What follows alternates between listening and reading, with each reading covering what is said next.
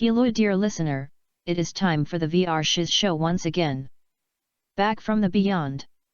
Life happened, still happenin'. Hope to keep it back up to weekly good times. Or just weekly times. You'll get the answer to why we went missing in like 3 episodes. Enjoy what you got right here, right now. And we are live, one and all, to the VR Shiz show. I struggled with the introduction there. I just started to not think of how words work. It happens. Do you remember the intro that we did for the Doubles with Dinosaurs video? Oh, the stupid... that was... Yeah, that was something else. We're really good and professional, dude. Yes. By the way, speaking of professional, I'm Vince. Oh, yeah. I'm Richard. See, we're so good that we introduce ourselves sometimes. Yes. The character arc is not going to go any farther than that, though, I think. It's going further, just straight into the ground. I mean, we already peaked, and now the arc is just coming back down. The first episode was the peak. So yeah. Now we're just... At least we're moving. It's not really an arc, more of a slide, just down. Yeah. It's like that episode of SpongeBob, Bikini Bottom. What is it, Rock Bottom? Oh, yeah, just vertical drop. Okay, so we're going to start with media consumed. Do you want to go first, or would you like me to go first? If you want to start us off, either or. Media consumed. All right, cool beans. Well, you actually introduced me to the final movie in the... Would it be considered a saga? Yes. Mad Max saga. Fury Road, which was fantastic, by the way. But that's not what I'm talking about today. This is true. What I'm going to be talking about for Media Consumed is actually the game that you also convinced me to play. Yes. Because I had it in my Steam library, and since we share it. Again, we haven't even gotten to the segment, and it's already cursing me. Well, to be fair, I think I mentioned his name earlier. Oh, that's the problem. Even mentioning his name off of the show, it's too much. Too powerful. But yes, we watched Mad Max Fury Road your first time. One of my favorite movies of all time. And I said, the movie tie-in game, is actually incredible. And then I showed you some gameplay and said, hey, you should play it. Yes, and so I did. I got to playing it around... Did we hang out yesterday? What was yesterday? Yesterday was Tuesday, so no. No. I was doing other things. It was Monday. Yes, I downloaded the game last night. I think I started playing it at 8. Yeah. 8 or 9. Mm-hmm. And then I got off at almost 4 in the morning. So... Got you that hooked, huh? It was good. It was very, very good. Actually, no. I played it around 11:30. Actually, 11:30 to 4, which is still 5 hours. That's still a good amount of time. Yeah. Because my brother and I were watching Demon Slayer and playing Smash. But so I got to playing the game. So far, I'm genuinely enjoying it. The combat, it's like 2 buttons, but it's still fresh and brutal. The combat is... Because the game is made by Warner Brothers, because they have the rights to the movie, because they're who partnered with George Miller for releasing the movies and then redistributing the original trilogy. Mm-hmm.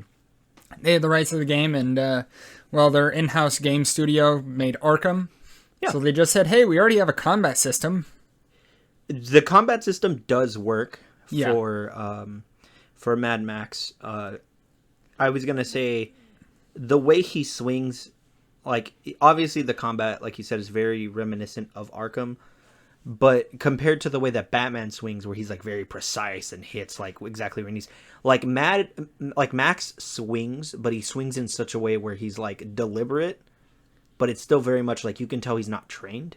Yeah, but he hits really hard. You feel it. It's a full wallop on it. You can. I love starting with a heavy strike because he just wails on the guy. And then activating Fury Mode, I got to that point. Where I activated Fury Mode. The kills that you get off of that are brutal. I almost never used the shotgun. Oh, yeah. The shotgun, it can be helpful. Yes, it definitely does. But I don't even use it in car combat, which I think is probably its shining point. Especially like if you genuinely understand the lore of Mad Max, I think it's something that you, even if you don't, where I don't fully understand it because I have to go back to watching those movies again. I haven't seen them since I was a kid. Really? I watched them with my dad. Nice. My dad does like good movies, and he also loves Mel Gibson a lot, actually. Because Mel Gibson is great. He is. Besides that one moment that he was caught on tape, but besides that, he has many moments, but I think we just don't care. Yeah. I think it was the one after. Considering the rest of Hollywood's issues, I'll take fair. Mel Gibson any day. Yeah, one racial slur over pedophilia any day. Yeah. Because at least you're honest. But, so sorry. But the car combat is fantastic. I think I mentioned it last week, or last time we were on here, where I played Cyberpunk. Oh, and the driving in that The driving was awful. In this one... That is a unanimous opinion that I have heard, is that Cyberpunk is not a GTA when it comes to driving. No, and GTA is not necessarily the best driving either. So it's... if I could fast travel in that game as much as possible, I would. I would only ever drive around because missions, or drive around to look for fast travel points so I could avoid driving in the future. Yes. Which is a legitimate thing that I did. But in Mad Max, the driving is very crisp. The hits that your car can take and give feel so crunchy. Like, it's just like, oh god, this is actually what would happen if I hit someone with my car. It feels pretty real. Yes, how it does. It's fantastic. It really makes you feel like Max. Mad Max. Yeah, with all the exaggerated swagger of an Australian apocalyptic character. Yeah, widower.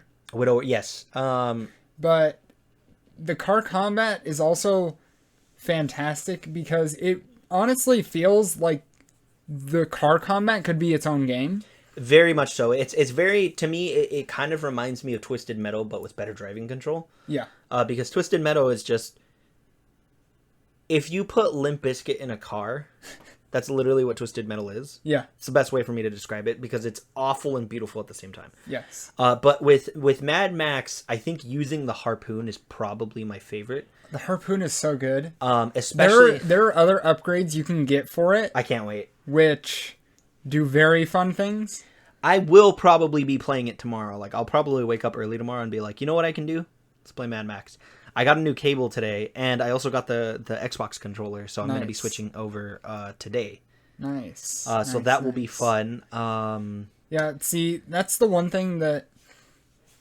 I mean, I mentioned to you that I'm not a fan of the PlayStation controller. That's fair. But something that the Xbox has that the PlayStation doesn't that's really, really useful is analog triggers. Mm-hmm. So you can control your gas instead of just being on and off. Yeah, that's fair. You can slow down if you want to, speed up. And that's super useful, I think you'll find in the game. I'll probably try it either late tonight or tomorrow morning early. Mm-hmm. But so far, I'm having a genuine amount of fun with the game. Like I said, I don't really understand the overall lore. I can kind of see how this leads into Fury Road. Mm-hmm. But it is definitely fun, and to me, it's a recommendation to anybody that just likes smooth driving abilities and car combat, and just the whole apocalyptic RPG thing. Because that's actually one of my favorite things. Yeah. Fallout New Vegas, absolutely incredible. To a much lesser degree, but if you really think about it, if you've played the game, also Paper Mario: The Thousand Year Door. That's not a joke. If you play the game and know what's going on, it's very much end of world shenanigans. All right. Play the game. It is a hard. That's my favorite game of all time, but that's for another time. Absolutely fantastic game so far. The other thing that I'll say is that it's a movie game. Yes, and those are very hard to do. That's something that doesn't happen, and if it does, it's very rarely done well nowadays. I think the only two right now that are coming to mind are Mad Max and also Alien Isolation. Yes. Those are the only two I can think of. But I think there's a ton of shovelware, like Cars, Disney Cars racing game, and all of those kind of garbage. Yeah. That gets shoveled on, but this has actual thought and care put into it. Yes, yeah, which I genuinely love. And to me personally, though, which I think we'll have to discuss in a future podcast episode, is video game movies. Because that's a completely different beast. There's a very different thing between a movie video game and a video game movie. I feel like a movie video game is actually not that hard to accomplish if you just pay respect to the overall movie and get some decent mechanics. Yeah. It is very easy to have a very enjoyable game like that. But I think it's so much harder to translate a video game world into a movie, especially like something with like RPG elements. Oh, yeah. Because everyone has a different experience. Mm-hmm. So someone who is we should watch Monster Hunter for that episode, the Monster Hunter movie. We're gonna have to get Quiz for that too because he wants to watch it. So if you guys want, you can come over to my house or we can come over here. We'll order it and just watch it, and we'll watch it and cry and. I mean, I'll laugh. Brian will cry. He will cry. I have no idea what's going on, but as long as things are getting shot. For some reason, when I heard they were gonna make a Monster Hunter movie, the first person I thought of was it Michelle Rodriguez? Because she just feels like the person that would be in that type of movie. And then when they were like Mila, what's her name? Mila Djokovic? I forget what her name is. Yes. The Resident Evil chick. I was like, yeah, that one also makes sense. Yeah. Because she's just in all of the mediocre to awful, but you still will watch them because of how insane they are. Oh, yeah. Video game movie adaptations. Oh, yeah. But I think that will end mine because I'm going to just go on a tangent about all that. And we can save that for a different podcast episode. So Mad Max, the video game, excellent. Especially if you love the movies like I do. It's an actually really good tie-in. So as for my media consumed, I'd say it's more of just a change of how I've been consuming media, I suppose. Because I just spent all of the money at my second job and the employee discount along with it to buy a TV. Ladies, he does have a second job. My man can take It is seasonal. Mm-hmm. But you will never be for Richard. Anyways, continue. I'm so sorry. That was a line. Yeah. But he will never be seasonal for you. Yeah. Wow. In season all the time, baby. Anyways. Anyway, moving swiftly onward from that little moment. I bought an OLED TV. It's the LG C10, whatever. I bought it because I want to stick a living room computer out, and that's the only TV that has G-Sync, which is compatibility with graphics cards. A bunch of nonsense. If you know it, you know it. If you don't, it doesn't really matter. So I got it for that. But also, I knew that OLED picture quality is insane. My phone, I have a Galaxy S whatever number, that's an OLED screen, and that's what really convinced me that I really wanted an OLED and it was worth the money. Oh, because my phone screen, I look at it, and even though it has tremendous amount of burn-in at the bottom, where, because Android has the buttons on the screen. Yes. For that. The burn-in at the bottom is barely noticeable, even though I've been using it for it. Yeah, even though I've been using the phone daily for 2-3 years or whatever, and considering that's the only part of the screen that really has burn-in, even though I have a wallpaper and I have all of this, that, and the other, the crispness, not the Christmas of blacks, the crispness of blacks, is so good on OLEDs because they don't have to do all that. But anyway, the picture quality is insane. So I got that, and it's first smart TV. So we finally get to watch Disney Plus because Verizon gives you that free for a year. Sick. And so I'm thinking, I don't even have to pay Disney to use their stuff. I'm definitely doing this. So have Disney Plus out there, and started watching The Mandalorian. And that is an experience on this TV because the image quality is, like I said, insane because it's 4K OLED. Disney made it for that. Yeah. It looks so good. Then I also got a new sound bar out there, and that has a Yes. subwoofer, and so the sound that goes with it is just also incredible. Yes, that's actually how I experienced Fury Road on your OLED with the soundbar, which was definitely an experience. It was very much enjoyable. Yeah, it's not quite a movie theater or home theater, but it's really close to it. Yeah, it's pretty dang close to it. I will say that. So watching The Mandalorian, that has been very, very good. I'm only on episode 3 of season 1, even though, I'm real late to the party on that one. Yeah, don't worry. I'm going to be even later, so. Nice. I will eventually watch it, but I have a lot of other things to get through first, like Ultimate Spider-Man, and then Rebels, and then that, because I was already started on both of those. So that's fair. That's fair. But aside from watching The Mandalorian, which fantastic acting, fantastic sound design, visuals, practical effects are incredible. The show is so well made. Jon Favreau is a genius. Dave Filoni, another genius. The two of them together made actual Star Wars good on Disney again. So I'm finally on that train, finally understand it. Understand the memes and the hype just that little bit more. yeah.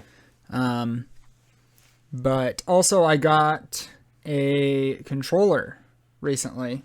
My 8-bit DOE SN30 Pro Plus, which has the most garbage name in existence. Yeah, that's right. You were showing that to both Guillermo and Quiz. Yes, it is my new platforming controller because it has fantastic D-pad, super, super comfortable. So I've been playing Shovel Knight again because I'm trying to go through and finish the final DLC because Shovel Knight is incredible and I love it so, so much. Mm-hmm. If you haven't played Shovel Knight, do it. It's so good. Audience of however many, go play Shovel Knight. I have bought that game the most of any game that I've ever played because I bought it on the 3DS right when it launched. That is honestly probably the best way to play it because the 3D visuals are actually really, really good on it. Interesting. Okay. So I have it on the 3DS. I bought it on PC because I wanted to play at high refresh rate. As well as just a bigger screen to play it on than a 3DS offers. Mm-hmm.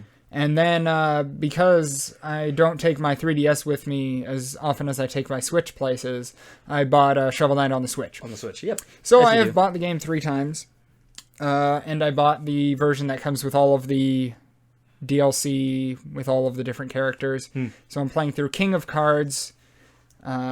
It's again fantastic. One of the greatest platformers ever made of our day. So good. The reason Kickstarter should have been made.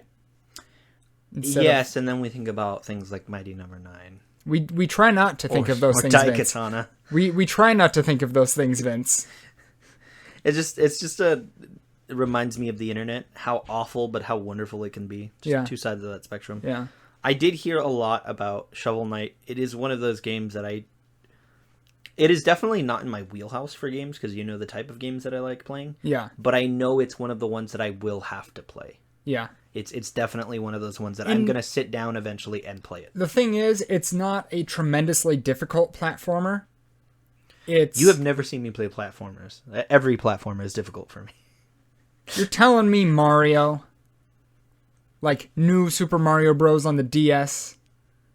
I'd never played New Super Mario Bros. On the DS. The only one that on I the had... Wii? Maybe once?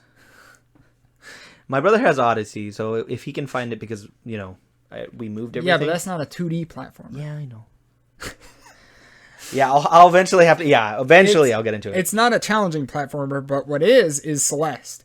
I have started playing that again because I didn't finish the Farewell. That's right. You were telling me. And I'm assuming you'll benefit greatly from... Oh, yeah, I'm doing a lot better. The level that I was stuck on forever, I finally beat with the new controller. We'll have to do that for my channel. Like, we'll just sit down and you can play just Celeste or force me to play 2D platformers. See, the thing is, you would love Celeste because the story in Celeste is really, really good. Yeah. I mean, if I was able to enjoy the first Last of Us with how mediocre the gameplay is, then I will enjoy a game with a really crisp gameplay, but also a fantastic story. Yes. So eventually we'll have to do that. We'll just sit down and play platformers together. Yeah. You can make fun of me as I die 8 million times. Yeah.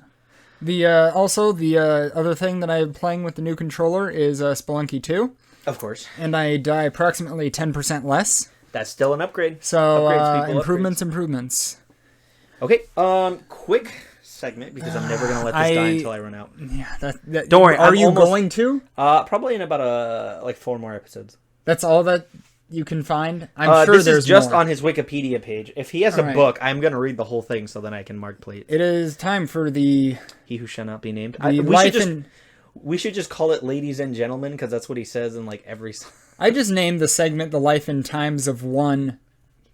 That's then his name. You can read his name in the description if you really want to know, but we know the power that it wields. Unfortunately, it's already plagued several of our podcast episodes. But so here's a fun one. So in 2015, he stated his interest in obtaining a Russian passport and spending half of the year in Crimea. He wrote a letter in which he stated that Vladimir Putin is a great guy with clear moral principles and a nice person. Following that, he was banned by the Security Service of Ukraine from entering the Ukraine for 5 years in the interests of guaranteeing their security of the country. Soon after, all Limp Bizkit sales on the territory of Ukraine were prohibited. I mean, that makes sense. He went to Crimea, which is a touchy subject. Which is to say that Russia literally just took it. Yeah, I think it's hilarious that, like, he managed to get all of his merchandise banned in an entire country that isn't North Korea. That is impressive. It takes a certain level of talent to do that. It also feels like that statement of Vladimir Putin has clear... Putin? Yeah. Vladimir Putin. I can't say his name either. Vladimir Putin has clear moral principles and is a nice guy. Yeah. So he has clear moral principles. They're just bad ones. It's just. I still love that. You know when Bernie Sanders oh lost to. Is that all it takes? Like Joe just Biden? Being like a C. I'm not even gonna say a B-list, a C-list celebrity, and then Putin's like, duh. Like he just wants to meet you. That's all we got to achieve, dude. We don't even have to get to B tier. Like so eventually that will be the new goal. We're changing goals like every month. That will be the new goal, just to meet Vladimir Putin. We'll have him on the podcast. Yeah. I mean, come on, he's gonna be president forever. Do you remember the last time he ran and got like 150% of the votes? That's some that's fantastic. Yeah. But okay, now we can talk about our actual segment. Yeah. So what did we decide 22 minutes in.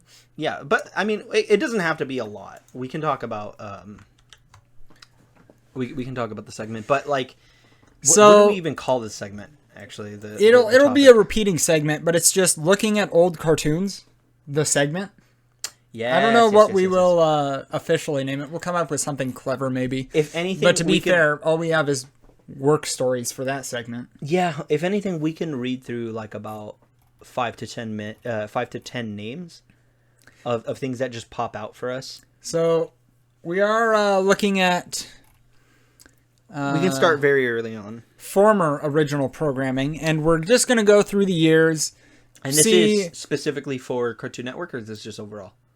This is just Cartoon Network for now. We may expand, into Nickelodeon or Disney. Nickelodeon, other different things, because I would love to do Cartoon Warner Network Brothers. has a lot. What? I would love to eventually do like, was it the WB Warner Brothers? Yeah. Because cartoons when we were a kid were the shiznit on Warner Brothers. There were some really good ones. Oh yeah. So moving through the years on original programming, we're just going to go through the Wikipedia, say some names, and say things that we know about them. This one's before my time, but The Moxie Show. No idea. No. But then we get to Cow and Chicken. God, I love Cow and Chicken. Cow and Chicken is very well known. So we don't have deep cuts yet. It is. The thing is that show was really weird. Yes. There was also the devil character. Do you remember that? Where they would always show his butt? Yes. So it's if I remember correctly, we A were... lot of that animation studio is just odd. The red guy, that's his name. Yeah. And they... Oh, by the way, I didn't know this. They were cartoons. They were siblings. Cow and chicken. You didn't know that? I didn't know that. I thought they were just roommates. That was the presence. That was the premise of the show. You know the best... We just did this. We just should say his name from now on. Yeah. Just because there's no avoiding it. I think if we own the power, we'll be protected from it. Yeah. But yeah, so the best part is I'm looking at the genre of this on Wikipedia, and apparently it's also slice of life. So that's why you like it. I think that's why I love it so much, because nothing actually happens. Beyond that, we have I Am Weasel. And then we get to a personal... I Am Weasel. Wait, hold on. Oh, that's actually one of the very first things that popped up. It's the same animator. It's the same animator. This one right here. Yeah. Why does David Fest sound so familiar? David Fest. Dude, yeah, we're going to have to say his name. So yeah, it is... That one was another one that was alright, you know. But after I Am Weasel, in terms of timelines, I guess it's date... Oh, I have it organized by date of rerun, which probably is not useful, because some of these are rerunning I think at different times. It'll tell you, though. But anyway, we'll just do it that way. Beyond that is Space Ghost Coast to Coast. You introduced me to that. Like, I'd seen it. You had never seen it? No, I had seen it, but I never knew what it was called. Ah. So when you had actually introduced me to the official name, if I remember correctly, wasn't that on Adult Swim as well? So that's an interesting one. I love this show, so I know a good bit about it. So Space Ghost Coast to Coast started on Cartoon Network. Yes, 100%. It I remember. Was, as you can see, one of their first original programs, where they literally took old episodes of Space Ghost and just used the footage from it and just animated it and redubbed it. And it created so many spin-offs, like Aqua Teen Hunger Force came as a spin-off from it. That I did know. That Harvey, what is it? Harvey Birdman. Yes. That's a spin-off. I forget that was a spin-off, because he was one of the characters, right? Yeah. Yeah, that's right. He was a character in the show. So there's a lot of spin-offs. The show is incredible because they got actual interviews with people, and then they just cut it up however they want to present it. But they have tons of different people. I think they had Hulk Hogan on the show. I think they may have had Macho Man on. They had Weird Al. Of course. They're so good. The humor in the show is incredible. It's what Eric Andre cites as inspiration for the Eric Andre show. That makes a lot of sense, actually. And if you've seen the show, it makes a lot of sense both ways. It also has a fantastic theme song. Yeah. Where it's just this super distorted shredding guitar that I just love. And so after a while, it got moved to Adult Swim. Yep. And that's where most people ended up seeing it afterwards. That's where I ended up seeing it, I think. Yeah. So the show is incredible. Highly, highly recommend. You can find full episodes on YouTube totally free. Yeah, I watched like 2 of them with you, I remember. Yeah, they're good time. They're hilarious. Beyond Space Ghost Toast. Fred Durst. Okay, there. We're done. Just We've keep said going. his name. We can move on. We can keep... I'm invoking his name now. I swear, if his actual physical form just manifests... He just suddenly appears outside of the window right there. Gentlemen. That would be terrifying. I just see his face in the window. No, first his name in the window and then his face in the window, and it's like he's here. You're going to have some water and you're like, why does this taste like hot dogs? No one will get that joke. No one is going to get that joke. Okay, continue So, after that is another one that I saw and I was surprised and I'm just shocked and remembrance is Mike, Lou, and Og. Why does that sound so familiar? I'm pulling up some images and it's the tribal... Oh, it reminds me of, God, that looks like a Nickelodeon show, actually. It's a similar animation style to like Rugrats and stuff. It's not Rugrats. Totally the same, but this character. I'm looking up and it's all just the character designs that I'm remembering. Was this on Cartoon Network or Adult Swim? It was on Cartoon Network. Why do I feel like I remember this? I have to. It might have re-aired on Adult Swim. Yeah, I wouldn't be surprised if they did. With what they re-aired, but they had some bangers. Deviant Art. Why Mike, Lou, and Og is the worst cartoon. So Cartoon was the branding segment of that. But yeah, Mike, Lou, and Og. That's Sorry, the comparison picture there also showed Ginger from As Told by Ginger. Yes, we're on the Wikipedia page for it, and it has a distinctive animation style is similar to shows produced by Klasky Csupo. Yeah, because I have no those idea. are actually two different last names. Yeah. Which I didn't know for the but longest it's Rugrats, Duckman, Wild Thornberrys, Rocket Power, As Told by Ginger. Dude, Rocket Power. That show was very underrated. So, fantastic. I had no idea, but the theme song was made by Devo. This sounds so familiar. Devo, they did Whip It. Really? Yeah, they're very well known. What's his name? Mark Mothersbaugh of Devo does a lot of scores for TV shows and stuff. That's fantastic. But the entire band worked together to create the soundtrack for Rocket Power, except they did it under a different name. Really? Yes. They went under... I know it's on freaking Spotify because I have it added. It's The Wipe Outers. And they did only one album, and it was the soundtrack for Rocket Power. And that's fantastic. Yeah, it's really that's really almost good. like their pen name. Yeah, they're a weird and fantastic band, Devo. Sheep in the Big City is our next one. Yeah, I remember that one. That is another fantastic. You know what I realize? As you get older, you never really realize just how oversaturated you are with cartoons, and then you start going through like the whole list, and you're like, why do I remember this show? Like, you don't think about that show ever, but then you see the name or you see like the graphic or the character, and all of a sudden it just comes rushing back to you, which is pretty dang. I don't remember watching Sheep in the Big City. I just know that I've seen it. Yeah. If that makes sense. Oh man, that is a trip. That is a trip. Yeah, but apparently it started on Nickelodeon. Was there Kablam? Because I know Nickelodeon has a lot of things where what's it called? I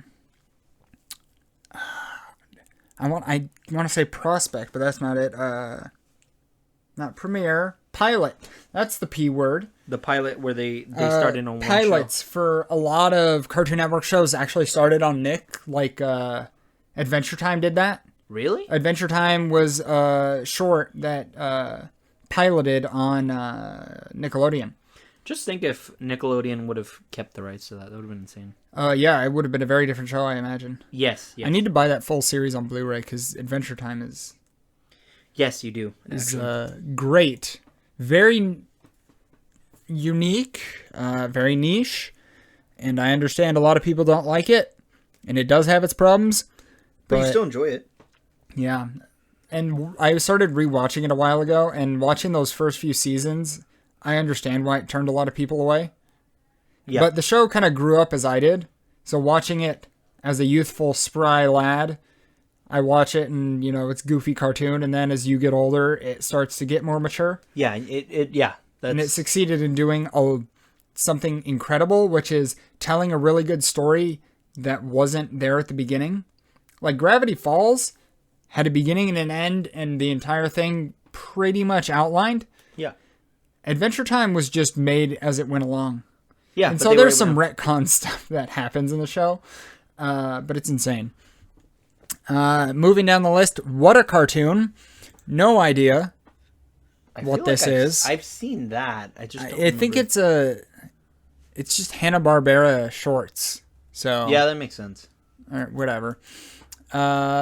Moving swiftly down this list, Courage the Cowardly Dog, we finally hit. That, a very good show. Courage was a very good show. Premiered in 1999.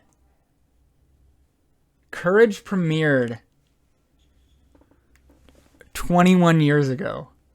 Almost 22. Almost 22. That's ridiculous. That feels so old now. That's insane to me. That was a very good show, though. Yeah. It was definitely crazy and creepy at times. Oh, yeah. I still remember, and you never really realize until you get older how mature some of the episodes were. Oh, yeah. Do you remember the one with the lady who wore the mask? She wore this mask that was just like this featureless, like, geisha mask, but she did it to protect herself and her lover. Uh-huh. And then you find out that the lover is like a bunny and is being kept by like that big pit bulldog. Yeah. But you find out that he was like abusive. Oh yeah, there was a lot in that show that was just like, ooh, that's heavy. Yeah, like as I got older, I finally understood that. But that episode gave me nightmares. That mask gave me nightmares. Moving on to the next one, we have Time Squad, which I couldn't remember. And then I looked up the images and I'm like, oh. Yeah, I remember Time Squad. That is a weird and old one. I can't believe I forgot this show.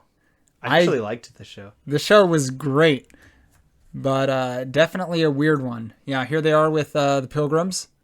Oh, and look, there's Dexter. Oh, yeah, because it was made by the same animation studio. I will say, I don't think we get that nearly as often now, but the crossover episodes were the dopest. Even if they were awful. The best one, though. Which one? 100% Timmy and Jimmy Power Hour. Oh, yeah. They did 3 and they made like a big deal, right? Was it only 3? They were huge deals. They were huge deals. 3 of them. They weren't all great, but considering just how much... Because The Fairly Odd Parents and Jimmy Neutron were like 2 different, completely different styles and of animation, and yet they were able to mesh so well. Oh, yeah. It was just There's fantastic. a video that talked about him that was super fascinating. You showed me that one. I did? Yeah, we sat down and watched it. Oh, yeah, it's Nerdstalgic. Yeah. He hasn't put anything out recently because apparently he's making a movie right now. So. Oh, good for him. That's good. Yeah. Let's a lot of his stuff that got removed, I think, got put back on, which is good. Good. So, good. nice. Let's go through a few more. All right, we can work through. I'd say we'll stop when we hit shows that premiere and like start doing reruns. We'll say 2005. So we got a few more to run through. Okay. So after Time Squad, we have Dexter's Lab. That's universally loved. I wouldn't say that's a hidden gem. Whatever happened to Robot Jones? Yeah, I can't believe whatever happened to Robot? I don't know why I remember that one thing. Did that run for? It ran for 2 seasons. It ran for 2 seasons. I thought it ran. It was directed by Greg Miller. Oh, Greg Delisle. Oh, yeah. That's the voice of Azula. Is it? Yeah, and Frankie. From what's it called? Foster's? Yeah. Really? Yeah, dude, she does so much. She was my favorite voice actress for the longest time until Faye Mata came into my life. But yeah, no, Greg Delisle is absolutely incredible. Yeah. Yeah, whatever happened to Robot Jones? That's another one that great hidden gem. I really hope that that Cartoon Network does the thing that Disney and DC are doing one day and puts all their properties out there for like a streaming service. Mm-hmm. Because I will get that just for like some of the hard-hitting cartoons, including Hi Hi Puffy Yumi. But that's neither here nor there. We're not getting. No, I will never get Hi Hi Puffy Yumi. The world will never be that kind. No, to me. that one was so good too. It was ahead of its time. The humor was fantastic. The humor, the music, the fact that the band themselves were fully into it. Oh yeah, that's incredible. For those of you who don't know, Hi Hi Puffy Yumi show, the band that the show was about was a real band, and they did the theme song for Teen Titans, a much more well-known and popular show for very good reason. Yes. So next up, Grim Adventures. No, not Grim Adventures. Grim and Evil. This is what was original, and then was spun off into the Grim Adventures of Billy and Mandy. Why don't I remember that one? Grim and Evil? Yeah. It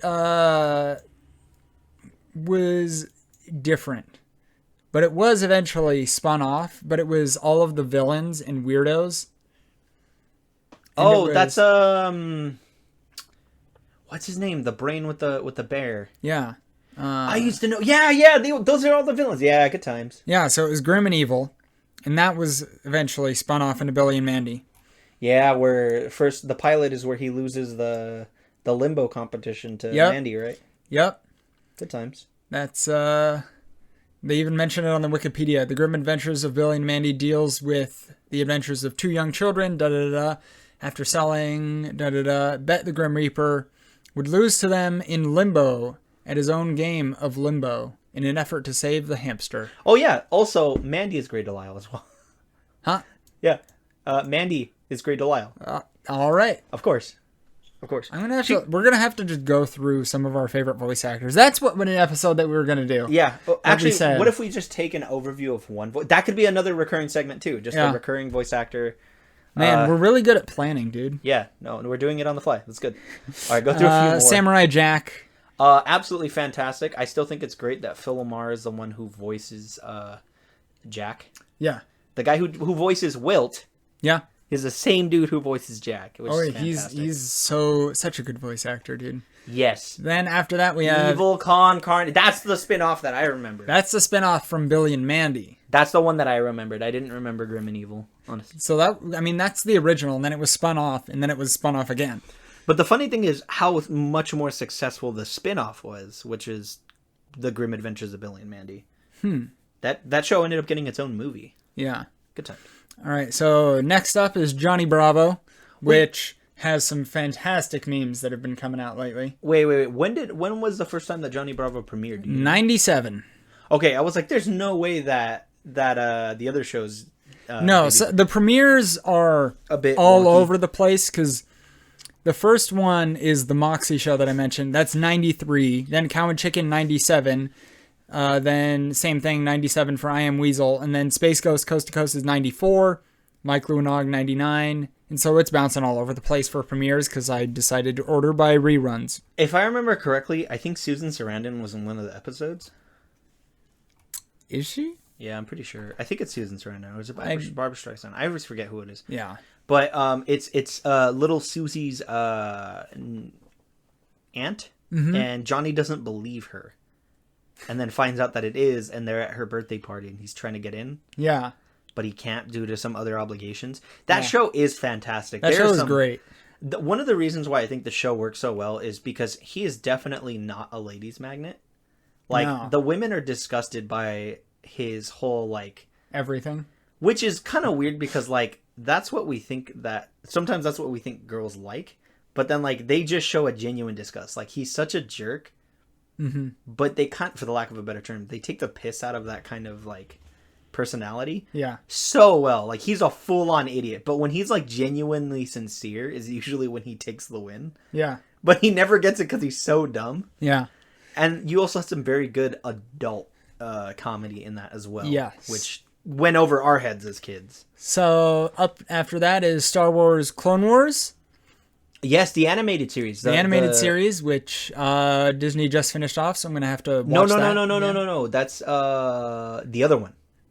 This is... the mini-series. Yeah, this is the animated series. Oh, the my 2D God. one. Oh, this one. Yeah, the 2D. I heard that this one was really good. Like, this is where Grievous is insane and terrifying. Yeah. Because this happened before the third movie. Yep.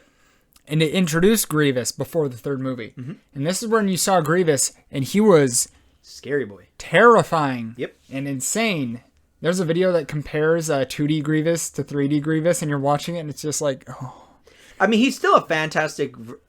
he's cheesy, though, in 3D. In 2D... in the Clone Wars, he's fun, though. Yeah.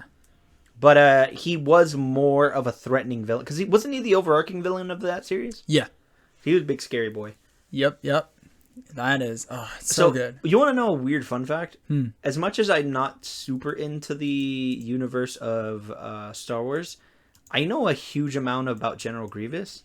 Because I decided one day to sit down and go on Wikipedia, which is the Star Wars Wikipedia, and read up on him for a very long time. It's really weird that was the one thing that I did. Like, he knows how to properly operate weapons that we have here, which are called, I think, slug throwers in that universe. Oh, yeah. Which is one of the funniest things to me now, because I'm like, why do I remember all of this stuff about General Grievous? Oh, yeah, Star Wars lore is great to just do deep dives and watch other people explain it to you so you don't have to deal with it. This is why I get into the extended universe, because it's just so cool, but then I'm like never fully committed to the overall universe. Yeah, This is funny. And to finish off, we're doing Megas XLR. Which with the big giant robot, and then the main character's the big boy, right? Yes. Yeah. I was looking at this, and initially I'm like, what the heck is this? And then it hit me. And I was floored, because I remember this. It's like Neon Genesis Evangelion for white people. But with trailer trash. Well, yeah, for white people.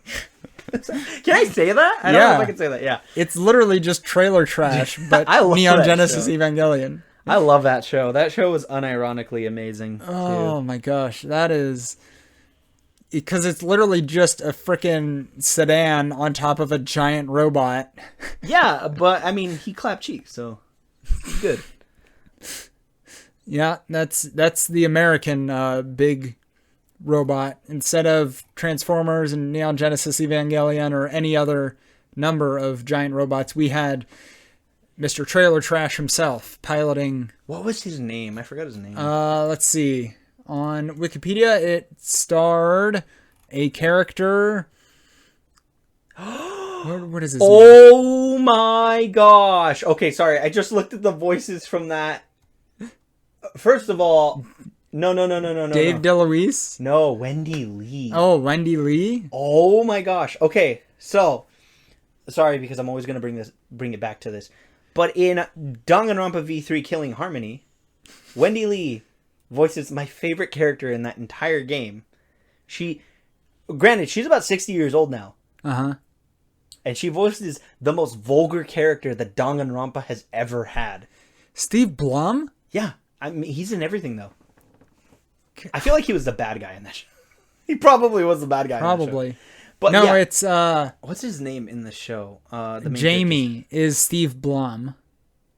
No idea. Dave DeLuise is Kuplowski. Harold Kuplowski. That's right. He's Coop. He's Coop. That's his name. That was. I think that's the big boy, if I'm not mistaken. So yeah, it's Hot Rod. Of course. XLR stands for extra large robot. Oh my gosh. American ingenuity, man.